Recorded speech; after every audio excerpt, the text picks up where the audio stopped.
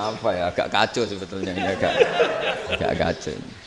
Jadi NU itu sama pesantren itu tua pesantren. Jadi NU dilahirkan pesantren, bukan dibalik pesantren dilahirkan NU.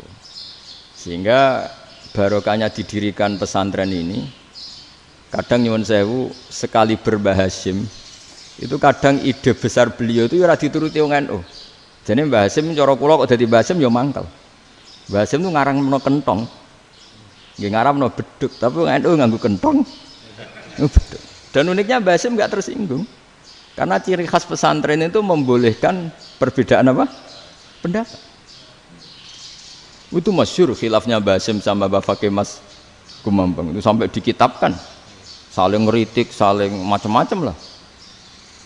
Jadi cara berpikir Mbah Hasyim ketika Nabi rembukan, ini gimana ya cara menentukan waktu sholat ya? Ya pakai kentong ya Rasulullah, dzakalin nasara itu untuk orang Nasrani. Ya pakai buk itu trompet, dzakalil Yahud itu untuk orang Yahudi.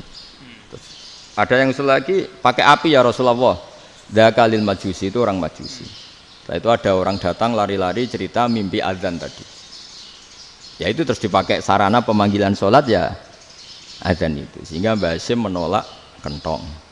Karena mantas sababi qaumin fahuwa minhu. Beliau keras sekali sampai bilang haram.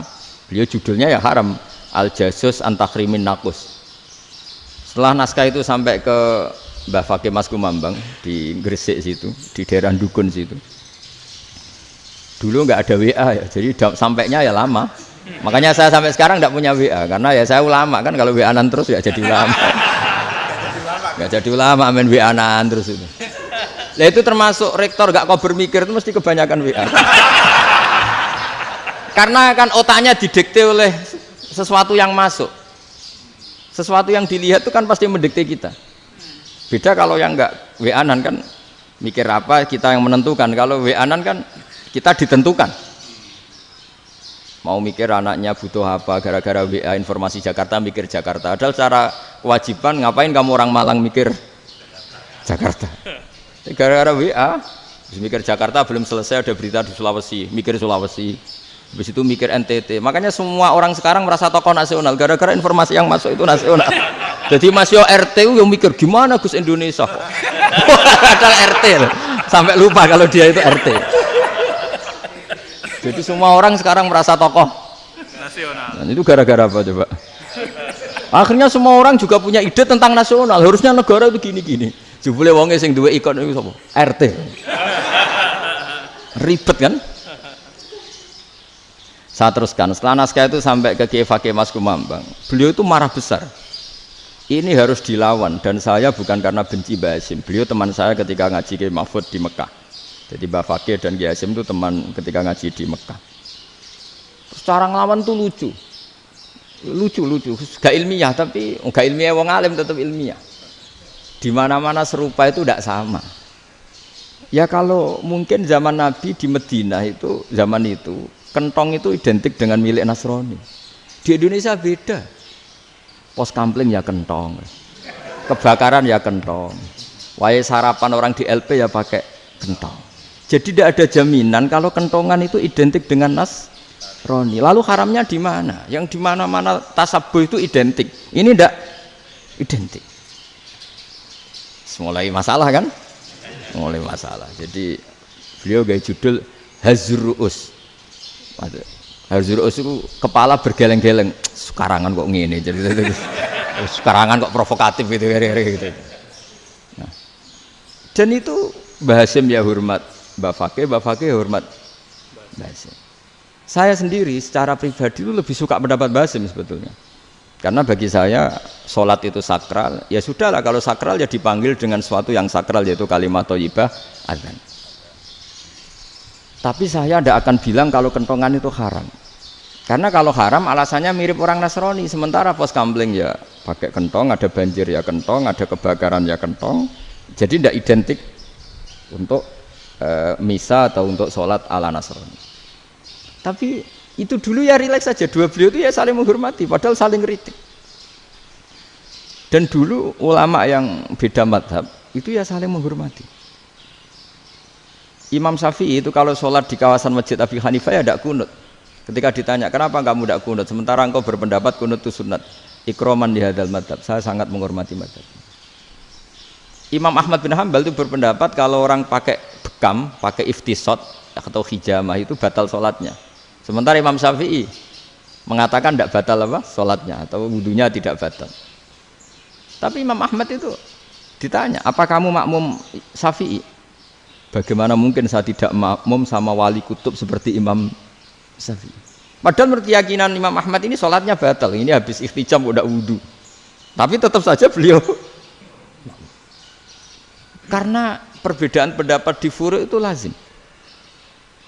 Ya orang boleh berdebat lah. Ketika Unisma datangkan saya, itu saking senengnya kiai, apa saking sombongnya sampai ngatur kiai, kan nggak pernah bisa diperdebatkan. Itu kan orang boleh debat kan? Itu saking angkuhnya apa saking senengnya kan nggak jelas kan? Kan dan orang boleh setuju pendapat saya, yaitu ngatur kiai itu haram. Setuju juga Pak Rektor, ekspresi mahabbah itu ya macam-macam. Dulu sahabat ya gitu, sahabat itu ada yang nggak kenal wajahnya Nabi sama sekali sampai akhir hayatnya. Ketika ditanya, lo kamu itu sahabat kok nggak tahu wajahnya Nabi? Saya tidak pernah berani memandang Nabi karena ijlalan Nabi, terlalu menghormati saya sehingga tidak berani memandang wajahnya. Ada sahabat yang penggawaannya dulu wajah Nabi sampai bisa nyifati alfiu faminunil hajib, sampai bisa nyifati detail karena dulu wajah Nabi itu ibadah. Ada seorang wali ditanya, kalau kamu di surga ingin nggak melihat Allah? Enggak. Loh, tapi semua orang ingin melihat Allah. Unazzihu dzalikal jamal an-nadhari misli. Ben gak elek-elek Allah tak delok terima aku. Wong ra jelas. Berarti kok delok pangeran. Banyak. Jadi justru tapi karena saking takzimnya. Enggak lah, mosok sak aku kok. Makanya saya berkali-kali cerita. Menurut kesepakatan ulama, soft awal itu paling baik. Tapi banyak juga wali yang kalau sholat itu di belakang. Koyok paling bener yang kok ngarep gitu. Lu bayangkan misalnya kamu semangat di soft awal di Masjid Haram, jebule sholatnya salah. Itu dari malaikat gayane kok ngarep, jebule ra roh. Iku kan di sini-sini wong. Jebule bodoh gitu. Gayane kok ngarep jebule. Coba orang kalau sowan Mbah Mun yang berani di depan itu kan ya ketuanya atau jubirnya kan.